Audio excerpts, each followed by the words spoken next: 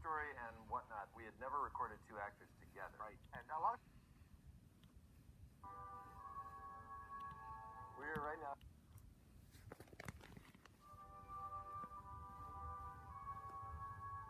We're right now at Hidden City Cafe, which actually the film Monsters, Inc. was initially named Hidden City. And it was basically the Pixar commissary for a lot of us. And it has a cameo in the film. It does, yes. So it's about 3 blocks over to where Pixar used to be. I've gotten, I think, probably more questions than anything about the DVD release was does the monkey work at Pixar? Because we had this monkey. Well, the first thing you said, it's not a monkey. It's a chimp. Well, and we talked about it. We thought it would be hilarious. It's just inexplicably. We'd cut to a chimp. Just there. We thought we had somewhere. a chimp there. Yeah. We would never acknowledge the chimp. The chimp wouldn't be just part of always this, be there. what we were talking about. It would And just it wouldn't be there. always be there. It'd be sometimes, but not other times. Well, and a lot of people wanted to come to work at Pixar. We were in new hires that said, you know, the reason why I wanted to work at Pixar is you guys have a chimp.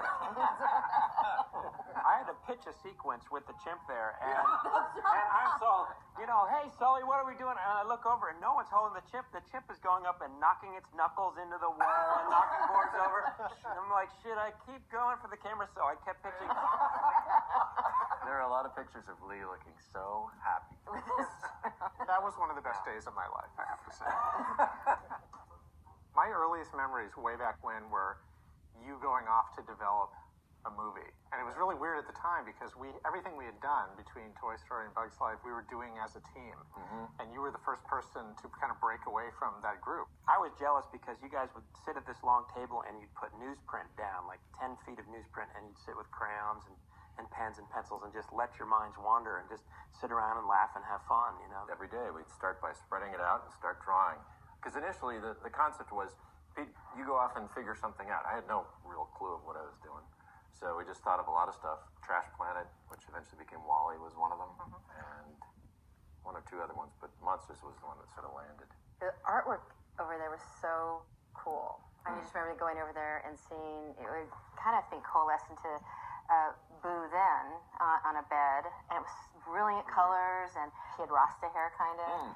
Tons of cool artwork over there. And I remember thinking, that is one of the most imaginative things we've ever done, and the story was right with possibility. Yeah, it was a different world. The new world that we were going to. It was cool. It was really cool. It was a big deal because we had made Toy Story. It was this huge film.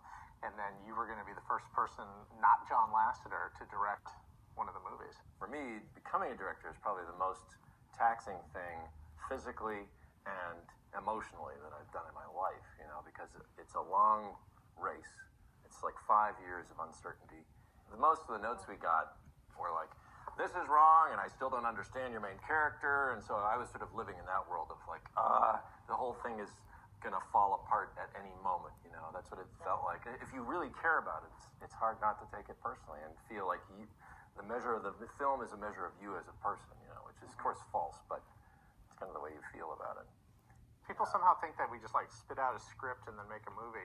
Yeah. And, This one was crazy. explored. And why don't we do that? And I remember that you guys were doing a teaser with Sully and Mike to get those characters out there. Nobody here. There's no kid. There's supposed to be a kid. There's no kid this game. I'm panicking because there's a total lack of kids here. Let's just check the schedule. Very embarrassing. And you guys asked me to come on and cut that. Which was a great thing for us just because it helped in the story department. It helped define those characters. But we had John Goodman and Billy Crystal. Right. So that was the thing. It's like we really made that teaser sing. And it came out really good. It did, yeah. And as is wont with me, as has happened on several films, I started to get so enmeshed in the story and the characters and working with you that it was hard for me to leave. So it wasn't long after that, John asked me to come on to the movie and co-direct with you. What's your favorite scene that you worked on? Very early on when I first came on, we were kind of reworking the whole initial reveal of the scare floor and how the scare floor worked. And I had this idea. I pulled a piece of jazz off a big band CD that I had, and I cut this whole sequence of all the monsters coming in and out of their doors.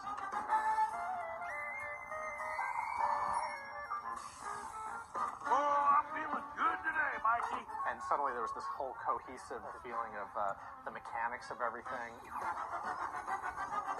And yeah, when you really break it down, it's just all kind of exposition. Like, here's basically, again, all right, audience, here's why we collect Scream and how it all works, the mechanics of it. And that sequence made it just so fun to watch. Yeah. And it also made this world, which is out there, Monster World, just more accessible. It's just a factory that we're watching. I don't think the scene is that much different now than it was at that point. It was like finding that voice of the film. But I seem to remember that being the beginnings of the kind of vibe we ended up going with score-wise. Totally. Yeah. Oh, I'm feeling good today, Mikey. Yeah. Oh, attaboy, another dog coming right up. My initial concept was they scare kids for a living, and everybody would say, why? And I'd be like, because they do. That's just the conceit of the film. You have to buy it. But then, a lot of people, and rightly so, were poking at, well, what's the economics of that? How would they build a factory? How could they afford to set up this entire scare floor and the door vault and all that? And I remember Andrew Stanton came forward with the idea that scream energy is really what scream is what powers their world. Our city is counting on you to collect those children's screams. Without scream, we have no power. The other thing Andrew figured out that he was really troubled with was figuring out kind of the logic of all the different time zones all over the planet. Okay, people, Eastern Seaboard coming online. That just because it's nighttime in this one part of the planet, it's daytime on the other side of the globe, and figuring out the idea of these big clocks and the different shifts of Exactly, all the monsters. shifts. Yeah, That was a great idea. Just kind of scaring around the clock. Our backstory was there were others, like Fearco and Scare Masters. They did the under-the-bed scares and the basement scares. Right. Monsters' big claim to fame was their patented through-the-closet-door scare method. That's right. That Henry J. Waters the first invented. And so how many kids around the world have these closet doors? Therefore, there'd be this many scare floors to handle all the kids if they're scared maybe once every other week, blah, blah, blah, blah, blah. And then that's what led to the vaults. Like, where do they keep all these doors? Well, That was pretty early on. I think remember that's that. my favorite sequence. Is the door vault Yeah, sequence? the door vault Yeah. sequence is so cool. Well, as soon as we came up with that idea, kids, we stored the doors somewhere. Right. And we thought, okay, there must be a place. And just visualizing that, I was like, okay, that's going to be a cool Yeah. scene. Yeah. We boarded it, and it was fairly cool. Looks like we caught the express, pal. Do you see him? Straight ahead. I seem to remember that the door vault being the first time we really shot that like a live action sequence where we just did a ton of coverage and we kind of mapped out big swaths of blocking and what the characters were doing, and then we just covered it from lots of different angles and found all kinds of So dynamic cameras and then complicated cut it and as cool. if we were cutting Yeah. live action. I remember being so proud of it when it was done. It's just the camera work, but we see it. We see it. We know how cool it's going to be. What was your favorite sequence, Bob? Yeti's Cave. Yeti's Cave. Well, you bring up Yeti's Cave. There's always a sequence in every film that you just can't get right, and the one where Sully and Mike meet the Yeti. Welcome to the Himalayas. But you got the characters at their lowest point. Right. Like they've completely broken up. They're angry at each other, and then how do you remedy that? That's the scene had that's that all one- about mending that Yeah, he was like a relationship. closet therapist. I'm sensing a lot of anger in this cave. You guys gotta get over it. It's like my buddy Sasquatch always says. You gotta face it, embrace it, and erase it. Look at that big jerk. Mike and Sully, we literally then had them break off stalactites and start like fighting each other. Oh, I can't wait to tell Bigfoot about this. All you ever talked about was getting me back on the scare floor. Literally, there were like 25 versions of this sequence that you And saw we got to over the and point over. where we had approved it. Well, we had to go. And we laid it out, and it was cut. We were a hair's breadth away from starting to animate the sequence, and we finally pulled the plug again and said, "This is just not right." Yeah. One of my fond memories was that we were getting ready to do that whole sequence where Mike and Sully are fighting, and they roll down the hill. And there was, in the drawings, we had snow flying and the wind buffeting them, and it was this crazy thing. And I remember the technical people called us into a meeting and said, okay, let's talk about what you really want here and what we can really give you. Yeah. And I remember you and we were talking about what we were hoping for, but we knew it was just going to be technically nearly Because it's impossible. Okay, we want you to build the entire side of a mountain with all the plants and snow and footprints and snow blowing and all this And stuff. it's a And I remember one-off. that, and the technical people were all like really trying to tell us, well, we can't really do this, but this is what we can give you. And I remember they all went away, and it was a big lesson for me at Pixar that basically with the technical people, if you tell them, if you set the bar low and you say, well, yeah, I know it's really hard, I really don't think you can do this, that becomes a challenge for them. Because we had signed off on, okay, he won't get snow stuck in his hair. That's just impossible at this point. No wind. We're lucky to have hair at all. So, yeah, no wind. And then in the end, of course. But you watch it, it's about the believability. I mean, you believe the moment because it's just so real. And it's the lowest low moment. It so drives it home. And I remember at the wrap party when that moment came on the screen, and the whole audience just erupted in applause. In honor of Yeti's Cave, every sequence that's now impossible to do is called Yeti's Cave. At Pixar, that's Yeah. right. And Pete, you were asking me what my favorite sequence was, Yeah. and I would say, the one that I had influence on that was really fun to do was Mike and Sully when they first wake up in the morning. Get up, Sully! I don't believe I ordered a wake-up call, Mike. Hey, let's talk. I remember sitting at my desk and I got a call. It's like, you got 5 minutes to do an opening, and it's like, I'm on it. Hung up. Try this. Call. Yes, you came up. Woo, gave me a kiss, and then we threw it in. You know, it's like literally the fastest that was we the were doing. character introduction. But we had the preview, and he used to be introduced by Waternoose, who says, I need scarers who are confident, tenacious, tough, intimidating. I need scarers like James P. Sullivan. and then you saw him, and it was confusing to the audience. They're like, who's that we're cutting to? Where are we cutting? What? Right. The silliest thing I like in there is fight that plaque. Fight that plaque. Scary monsters don't have plaques. Scary monsters don't have plaques, Sully. In the very early days, before I was even on the movie, Mike Wazowski's character was totally different. I mean, you were playing him kind of more like a hip urban kind of sidekick. It wasn't Billy's voice at all. I mean, when you cast Billy, he was became a similar, completely different character. Yeah, he was a similar kind of guy who was very impetuous and instinctive, and just all he knew was what was right in front of him, and that was all important, and everything else just disappeared. And then as soon as he looked away, that was all important. When we came back from that story meeting from Disney, and they're like, you know, the execs there had said, come up with a buddy for Sullivan. Mm-hmm. There was a Ricky Nerva drawing, and there was just this one-eyed guy in the back of that drawing, and something about him rang out. Do you remember that? Did you? Yeah, we sort of settled on it, and then we split remember that? We split the story team up into pairs. Right. We said, okay, we don't have a sequence, but you guys go off and basically do improv with Sully and Mike. Which is some great. situation. It's a great thing to do in any of his movies. Just go play and see what you come up with. Right. I remember Jason Katz. All he did, his one assignment, and Jeff Pigeon, was pick a tie. You have to wear a tie for the evening. What's that tie? And it sort of brings out the differences. So I was like, I don't know. What about that? And Mike's just, That one. Oh, really? Because I wasn't even sure I should have put that one out. Oh, you always do this. You ask me for my opinion, and then you ignore it. There's an early animation test. It was Yeah. kind of a looks test. Yeah. They had a totally different look than what the film ended up looking like. And Mike had one eye in that, but he had no arms. right. Because initially the concept was, I don't want this to look like a bunch of guys running around in suits, right? We got to take advantage of what monsters are and really push that. So we took a sphere with 2 leg arms, and so he would walk, and then he'd grab whatever he needed, and so in the end it became very limiting.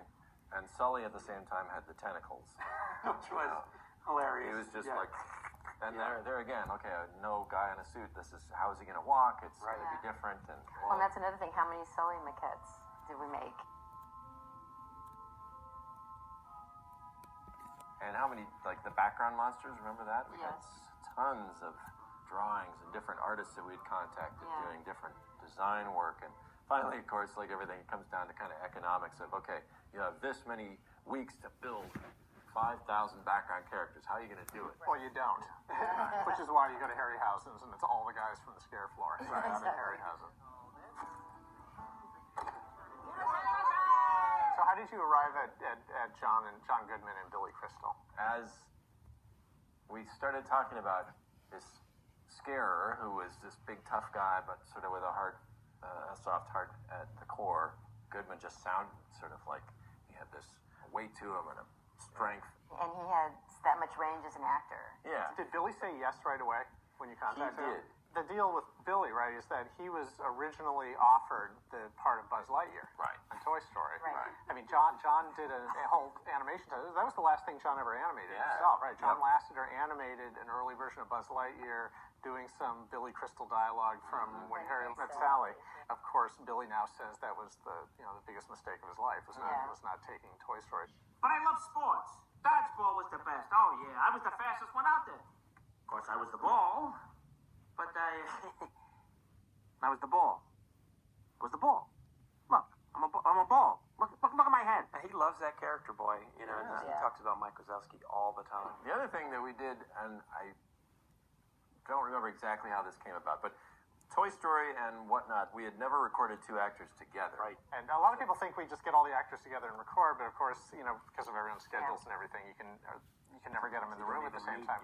Right. So we got them together. I seem to remember at least 3 sessions where It was Bill's we got idea. them together. Yeah. All It the was Bill's idea. scenes, He really wanted to work with all the scenes John. where they had to interact, and the whole concept was Walking they'd to been work friends and since the kindergarten. scare and all that. training and all that Yeah. stuff. Yeah, we actually had them together, and it's just like it takes it to a whole nother level. If you've got a chemistry there, Yeah, and They which were- they did. And they were all about like who can out-funny the other one, and Make the other the- one They laugh. were, but they also balance each other really well. Like the locker room scene before they go out on the scare floor.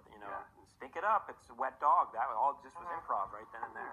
Hey, can I borrow your odorant? Yeah, I got smelly garbage or old dumpster. You get low tide? How about wet dog? Yep, stink it up. And Boo is so awesome. You can do her song. Sailing comes along. Na, na, na.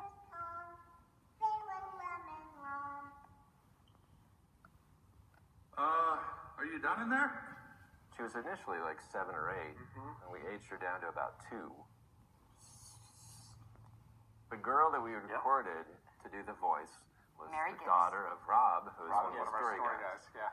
Working with Mary, I thought, okay, it's going to be like normal. I'll have my script, and we'll walk in, and we'll do the lines, and she'll stand there, and maybe I'll save them, and she'll parrot them. Well, she didn't stand still. She just ran around. So we ended up picking the microphone up and following her around, and I just tricked her into doing the sounds by playing with puppets or soft toys that wouldn't make a lot of noise, and so we couldn't really plan for, like, if you needed something specific, too bad. Yeah. You just had to kind of get what you got, and then you had the fun of finding all the little bits and pieces.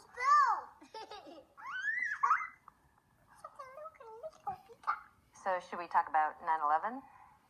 Or Yeah, that was quite late into the film. We were in the middle of our sound mix the day that happened on 9/11. So And I remember coming into, we all found out about it, and everyone was like, well, do we go to work? What do you do? But like a lot of people, we did end up going to work. I remember the prevailing feeling was that what we were doing was so trivial. this day in history, September 11th, 2000. Seems kind of bizarre to be making cartoons, It does. It was really hard to get momentum and get excited about finishing the movie because there were such big things happening in the world.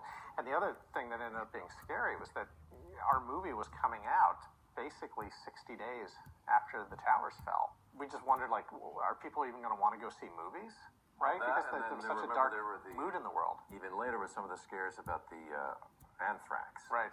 And so here, a fundamental element of the film are these big suited guys, walking around, and we're thinking, oh, this is We've been making this movie for years, and this thing just happened to happen right at the end of making the Yeah, movie. we changed the scene. right. There In was the one film. scene that we Oh, changed. that's right. We had a whole Yeah. we We had a had scene. at the end of the sushi restaurant scene where Boo escapes in the restaurant, the CDA attack, they come in, the one guy says, all clear for decontamination, and as they're running away, Mike says, Sully, that could not have gone any worse, and the way it was in the original was It was like a mushroom cloud in the background. fireball of the restaurant being imploded, which was hilarious, like we showed it. Forever. Yeah. And then it was the most unfunny thing.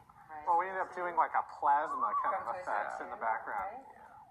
But we got as far away from an explosion as possible because it was just so not something anyone But even wanted then, to it was see. so uncertain. At the time, you're looking at it going, do we change it? Will this be funny again, ever? The thing that I remember most fondly about that time is that when the movie did finally come out, we had so many people come to us and say, thank you. Thank you for giving me something we could go out and do as a family, because people had, sheltered their kids from the news, and again, the mood was so dark in the world. And people weren't going People weren't going out, but Yeah. they went out to see monsters in droves. We had so many people come to us who were so happy that we gave them an escape from everything that was going on. It was escapist, but it's also talking a lot about how to face fears. And I think, especially with kids, you hear a lot that this is a way that, Mike and Sully are a way that they learned how to not be afraid, and especially at that time. Oh, he's a happy bird. And it definitely feels like a Pete Docter film to me. I mean, Yes. even and you animated that last shot, Yes. Of Sully's face, and I think that sums it up for me. Just how much heart that you put in this thing, and just how interesting this world was. Well, I always wanted to do a scene in the film but the days are pretty packed, so it's hard to do. And And that almost we were- didn't come to be either. Right, we were arguing about whether Sully should go in and we see Boo or not, and then you had this idea that you ran with. Showing it at the preview with an audience, it was just on boards. And I remember that being one of the points of contention that a lot of audience members Well, that was one of the biggest notes. we They want to go wanted to in. see We Boo want to at go the in end. with Sully and see Boo because they felt like it was working. That relationship Yeah. was really working. Yeah. And so Some we got people a lot would of take that pressure note from and that. say, well, then we should do it. We Right. should go see Boo because lots of people want to see that. Yeah, and there was a lot of But discussion about it, rightfully- but I just knew that no matter what we did, it would never be as good as what was in people's heads. And it was actually a fairly